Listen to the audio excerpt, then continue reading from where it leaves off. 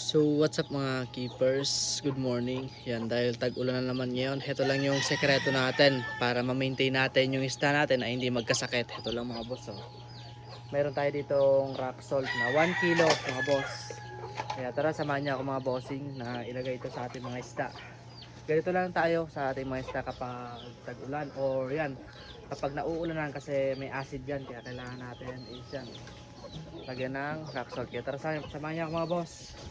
Lagay tayo dito muna tayo, yan oh. Ganyan lang tayo maglagay mga bossing. Ayan. Sobrang mabisa niyan kapag tag-ulan.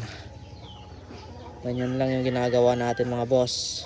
Kaya nami-maintain natin na ito natin, active yung isda natin. Kahit tag-ulan yan, hindi yan matatamlay. Ano? Ito na yung kinasanayan natin. Kumbaga, dito na sana yung isda natin. Ano? Ganyan lang mga boss, lagay-lagay lang tayo ng rock salt pala yung gamit natin ha. Hindi yung, may mga iba't ibang pangalan kasi itong asin.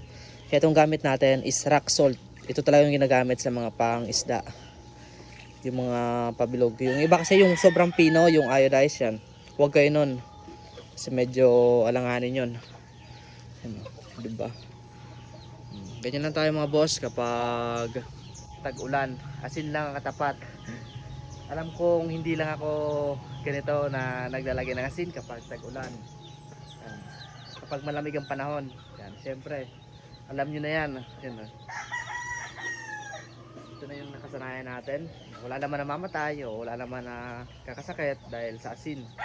Kaya yan, marirecommend ko sa inyo mga boss kapag tag-ulan yung isda nyo.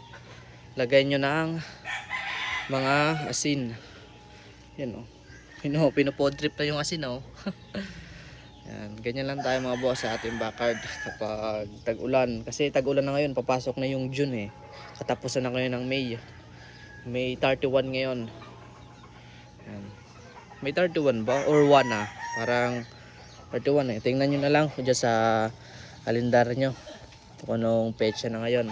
Ganyan lang tayo mga boss sa outdoor natin. Sa semi-outdoor natin, kapag sobrang lamig na talaga, yung nagmo-moist na yung aquarium natin, doon na tayo naglalagay ng mga asin. Pero kung hindi naman, yan, di pa tayo maglalagay.